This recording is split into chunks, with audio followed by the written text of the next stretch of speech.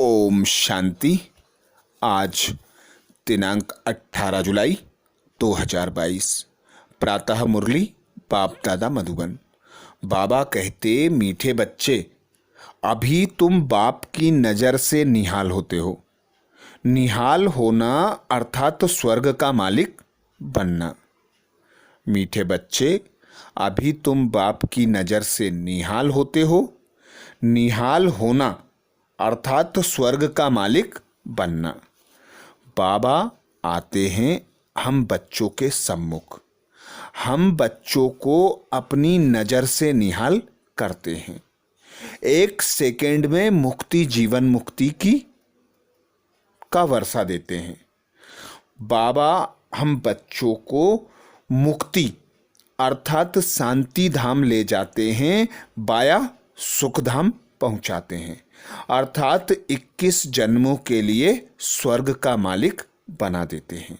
इसीलिए गायन भी है, नजर से निहाल कींदा सतगुरु स्वामी। तो एक बाप ही है जिसकी महिमा है कि नजर से निहाल करने वाले।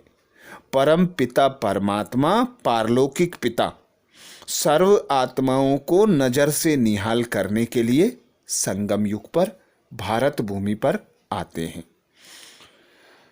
प्रश्न किया बाबा ने, और संग तोड़ एक संग जोड़, इस डायरेक्शन को अमल में कौन ला सकता है?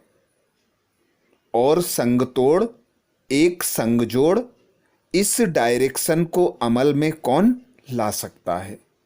उत्तर में बाबा कहते, जिनकी बुद्धि में एम ऑब्जेक्ट क्लियर है। तुम्हारी एम ऑब्जेक्ट है मुक्ति धाम में जाने की।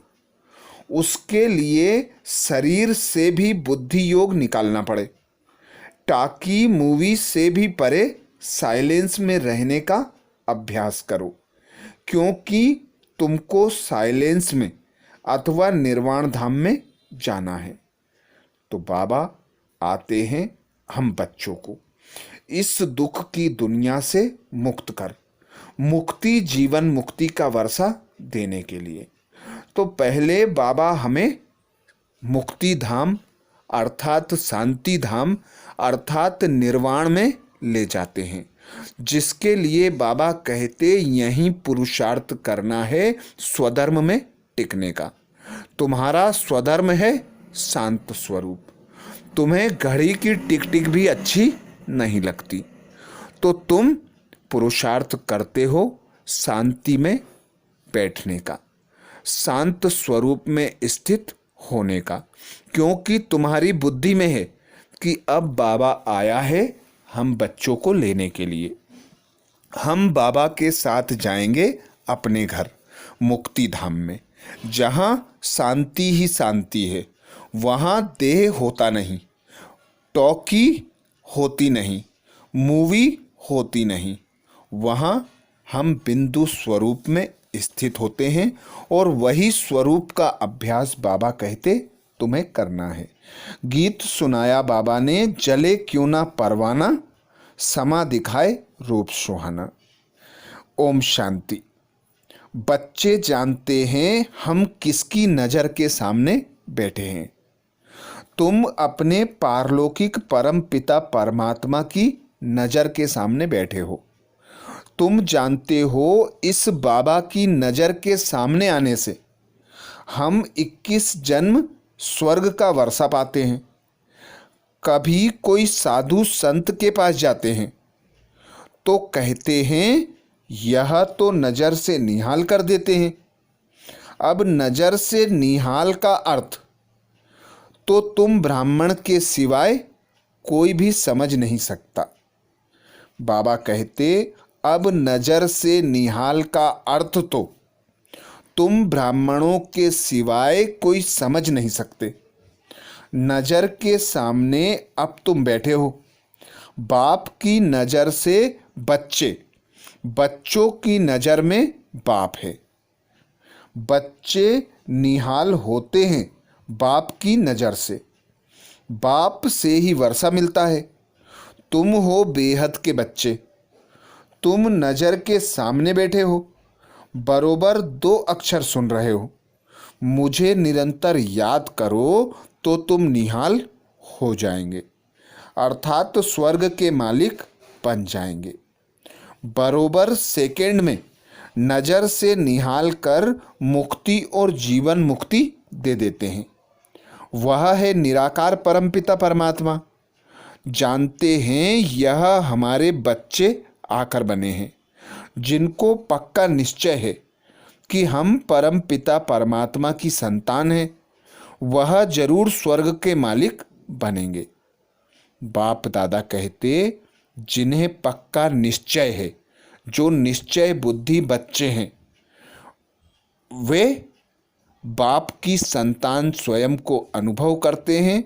और बाबा भी कहते हैं कि वह जरूर स्वर्ग का मालिक बनेंगे।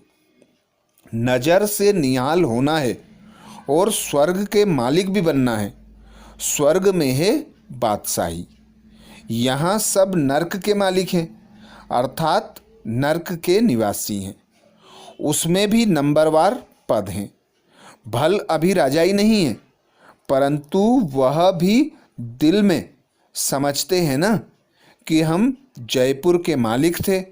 लिखते भी हैं महाराजा ऑफ जयपुर, महाराजा ऑफ पटियाला। कहने में तो आता है ना। वह खुद भी जीते हैं, उनकी वंशावली भी जीती है।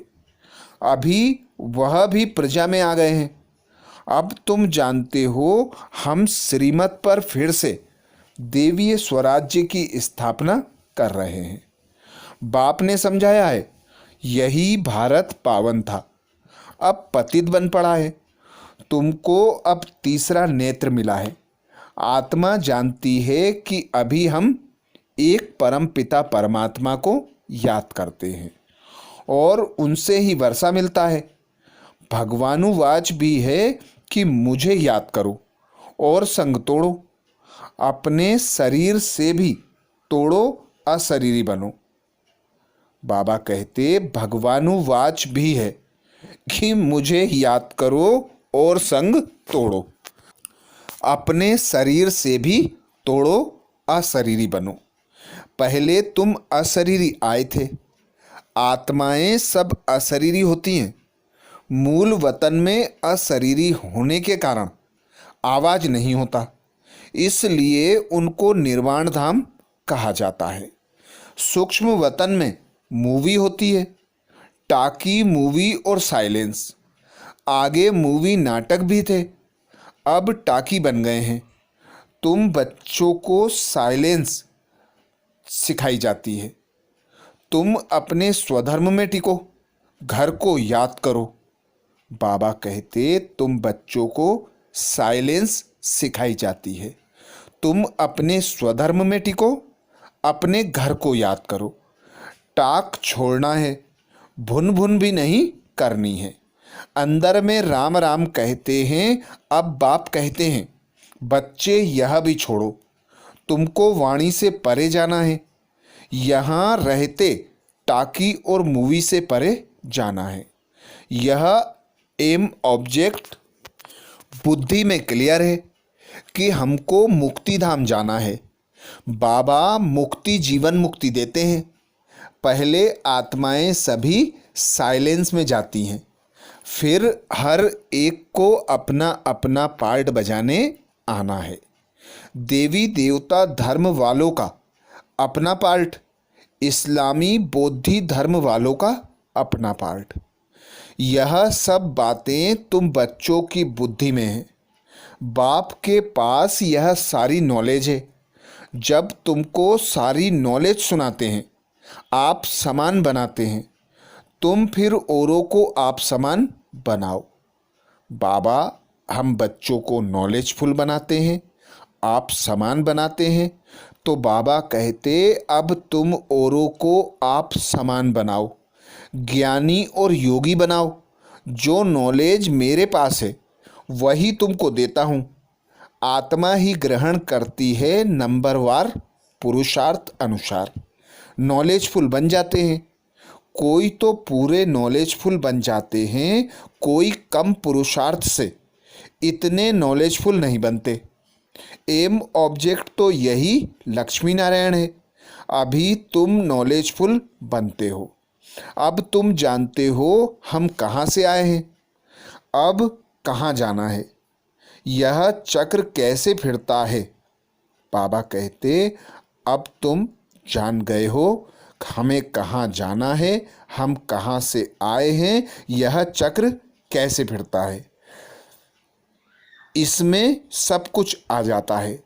जैसे बीज से झाड़ निकलता है, इनकी आयु कितनी बड़ी हो जाती है। फिर उनको जड़ीभूत अवस्था कहा जाता है। अपने पास भी झाड़ था, वह एकदम सारा जड़ीभूत हो गया तो काटना पड़ा। बनेन ट्री का मिसाल है। यह भी वैरायटी धर्मों का झाड़ दिखाया है। पिछाड़ी तक थोड़े थोड़े आते रहते हैं। पहले जो पत्ते निकलते हैं वह बहुत सौंपते हैं, क्योंकि सतो प्रधान होते हैं। फिर रजो तमो बन जाते हैं। आधा कल्प तुम राज्य करते हो, फिर धीरे धीरे तुम नीचे आते हो। उतरती कला और चढ़ती कला होती है। चढ़ते फट से हैं। पूरी राजधानी स्थापन होने में थोड़ा समय तो लगता है। बाप समझाते हैं, मैं ही संगम पर आकर देवी राज्य की स्थापना करता हूँ।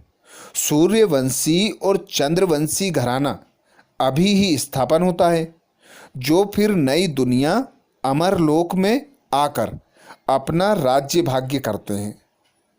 इनको ही संगम युग कहा जाता है। दूसरा कोई संगम पर नहीं आता है, सिर्फ एक बाप ही आते हैं। यह बात कोई शास्त्रों में नहीं है कि फिर से कब आता हूँ, यह कोई को पता नहीं पड़ सकता। यह सिर्फ तुम बच्चों को ही पता पड़ता है। कल्प कल्प यह पाठ चलता है। सारा झाड़ पुराना होता है, फिर संगम युग पर इनका फाउंडेशन लग रहा है। यह है पतित दुनिया, सतयुग है पावन दुनिया। गाते भी हैं कि हम पतितों को पावन बनाने के लिए आओ। अब सभी पावन बन रहे हैं, फिर जब आएंगे तो पावन ही होंगे। परंतु सबको इकट्ठा तो नहीं आना है। बाप कितना अच्छी रीति समझाते हैं। अभी यह प्रिंसिपाल बैठा है, तो क्यों ना यह नॉलेज सबको देनी चाहिए, तो सब जान जाएं कि वर्ल्ड की हिस्ट्री ज्योग्राफी क्या है, यह कैसे रिपीट होती है। यह किसको पता नहीं है। गॉड इज वन, और कोई क्रिएटर है नहीं। ना ऊपर कोई दुनिया है, ना नीचे कोई दुनिया है। यह जो कहते हैं आकाश पाताल, यह सब गपोड़े हैं। समझते हैं स्टार्स के ऊपर भी दुनिया है, परंतु वहाँ किसी की राजधानी नहीं है। बाबा प्रिंसिपल बच्चों को भी कहते हैं कि जो अच्छे स्टूडेंट हैं उनको यह हिस्ट्री ज्योग्राफी समझाओ। गवर्नमेंट को भी अप्रोच करो, बड़े बड़े ऑफिसर्स को समझाओ, परंतु बड़ी युक्ति से समझाना है कि सतयुग में आदि सनातन देवी देवता धर्म की राजधानी थी। उन्होंने यह राज्य कैसे प्राप्त किया। शास्त्रों में दिखाया है, देवताओं और दैत्यों की लड़ाई लगी, फिर देवताओं ने जीत लिया। महाभारत की लड़ाई एक ही लगती है, उसके बाद फिर कोई लड़ाई लगी ही नहीं। बाप कहते हैं स्कूलों में बच्चों को यह नॉलेज दो। कोई इन्वेंशन निकलती है तो पहले राजा को दिखाते हैं, फिर उन द्वारा वृद्धि को पाती है। यह आत्मा को सृष्टि चक्र के आदि मध्य अंत, बाबा कहते यह आत्मा को सृष्टि चक्र के आदि मध्य अंत का ज्ञान मिलता है, जिससे 21 जन्मों के लिए चक्रवर्ती राजा बनते हैं। तुम्हारे में भी बहुत हैं जो पढ़े लिखे नहीं हैं। बाबा कहते हैं बहुत अच्छा। बहुत पढ़े लिखे भी थे, परंतु यह इम्तिहान पास नहीं कर सके। यहाँ तो सेकंड की बात है। सतयुग में लक्ष्मी नारायण का राज्य था। त्रेता में राम सीता राज्य का राज्य शुरू होता है। बाबा कहते त्रेता में राम सीता का राज्य शुरू होता है। आधा कल्प के बाद भक्ति मार्ग शुरू होता है। धक्के खाने पड़ते हैं। मनुष्य कहते भी हैं ओ गॉडफादर, तो जरूर उनसे हेवन का वर्षा मिलना चाहिए। मनुष्य जब मरता है पूछा जाता है कहाँ गया, कहते हैं स्वर्ग सिधारा। वह समझते हैं आसमान में स्वर्ग है। कितने बेसमझ बन गए हैं। यह है ही कांटों का जंगल। भारत ही फूलों का बगीचा है। अब तुम फ्लावर बन रहे हो। बाप समझाते हैं कोई को भी दुख नहीं देना है। दुख दिया तो दुखी होकर मरेंगे, ऊंच पद पा नहीं सकेंगे। तुम जानते हो बाबा के पास आए हैं सदा सुख का वर्षा पाने। तुम ब्राह्मण बने हो। ब्राह्मण सबसे ऊंच गाए जाते हैं। ब्राह्मणों की निशानी है चोटी। अच्छा, ब्रह्मा का बाप कौन? वह है निराकार शिव। शिव बाबा और प्रजापिता ब्रह्मा है साकार। अब शिव बाबा की निशानी क्या रखें? परम पिता परमात्मा तो स्टार है, परंतु ना जानने के कारण बड़ा लिंग बना देते हैं। बिंदी की पूजा कैसे करें? रुद्र पूजा भी होती है। रुद्र शिव को बड़ा बनाते हैं और शालिग्राम छोटे छोटे बनाते हैं। कहते भी हैं भ्रकुटी के बीच में स्टार है। आत्मा का भी साक्षात्कार होता है। जैसे आकाश में तारा टूटता है तो सारा सफ़ेद हो जाता है, वैसे आत्मा भी बिंदी है। आकर इतने बड़े शरीर में प्रवेश करती है, फिर कितना काम करती है। आत्मा इतनी छोटी जब शरीर से निकल जाती है तो फिर शरीर कोई काम का नहीं। बाबा कहते आत्मा जब शरीर से निकल जाती है तो शरीर कोई काम कर नहीं सकता। कहेंगे मर गया, एक शरीर छोड़ दूसरा शरीर ले पार्ट बजाते हैं। फिर उसमें रोने की कोई दरकार ही नहीं। परंतु जब ड्रामा को जाने तब ऐसे कहें, अब तुमको यह ज्ञान है कि हम यह पुराना शरीर छोड़ अपने निर्वाण धाम में जाएंगे। यह नॉलेज भी तुमको यहाँ है। फिर बड़े बड़े स्कूल कॉलेज में जाकर बड़ों बड़ों को यह नॉलेज दो। तो भारत में सूर्यवंशी चंद्रवंशी का राज्य था, जो अब नहीं है, फिर जरूर होगा। यह अनादि वर्ल्ड ड्रामा है। इनकी नॉलेज बच्चों में जरूर होनी चाहिए। यह नॉलेज होने से भारत स्वर्ग बन जाता है। अभी नॉलेज नहीं है तो भारत कंगाल है। फिर इस नॉलेज से भारत को स्वर्ग बनाते हैं। क्यों ना बच्चे भी यह नॉलेज लेकर हेवन के लायक बने। तुम भी बनो, किसको भी छोड़ना नहीं चाहिए। बाबा सर्विस की युक्तियां तो बहुत बताते हैं, करना तो बच्चों को है। बाप तो नहीं जाएगा। अच्छा, मीठे मीठे सिकिलदे बच्चों प्रति माता पिता बाप दादा का याद प्यार और गुड मॉर्निंग। रूहानी बाप की रूहानी बच्चों को नमस्ते। हम सब रूहानी बच्चों की रूहानी माता पिता बाप दादा को याद प्यार गुड मॉर्निंग और नमस्ते। धारणा के लिए मुख्य सार में बाबा कहते पहली पॉइंट, अपने स्वधर्म में स्थित रहे। साइलेंस का अनुभव करना है, क्योंकि अब वाणी से परे निर्वाण धाम में जाने का समय है। अपने स्वधर्म में स्थित रहे, साइलेंस का अनुभव करना है, क्योंकि अब वाणी से परे निर्वाण धाम में जाने का समय है। दूसरा पॉइंट बाबा कहते सुखदाता के बच्चे हैं, इसलिए सबको सुख देना है, किसी को भी दुख नहीं देना है। सच्चा फ्लावर बनना है, कांटों को फूल बनाने की सेवा करनी है। सुखदाता के बच्चे हैं, इसलिए सबको सुख देना है, किसी को भी दुख नहीं देना है, सच्चा फ्लावर बनना है, कांटों को फूल बनाने की सेवा करनी है। वरदान दिया बाबा ने। वरदान में बाबा कहते सर्व शक्तियों से संपन्न बन, हर शक्ति को कार्य में लगाने वाले, मास्टर सर्वशक्तिमान भव। सर्व शक्तियों से संपन्न बन, हर शक्ति को कार्य में लगाने वाले, मास्टर सर्वशक्तिमान भव। डिटेल में बाबा कहते जो बच्चे सर्व शक्तियों से सदा संपन्न है वही मास्टर सर्वशक्तिमान है। कोई भी शक्ति अगर समय पर काम नहीं आती तो मास्टर सर्वशक्तिमान नहीं कह सकते। एक भी शक्ति कम होगी तो समय पर धोखा दे देगी, फेल हो जाएंगे। ऐसे नहीं सोचना कि हमारे पास सर्व शक्तियां तो हैं, एक कम हुई तो क्या हर्जा। एक में भी बाबा कहते एक में ही हर्जा है, एक ही फेल कर देगी। इसलिए एक भी शक्ति कम ना हो और समय पर वह शक्ति काम में आए, तब कहेंगे मास्टर सर्वशक्तिमान। स्लोगन में बाबा कहते प्राप्तियों को भूलना ही थकना है, इसलिए प्राप्तियों को सदा सामने रखो।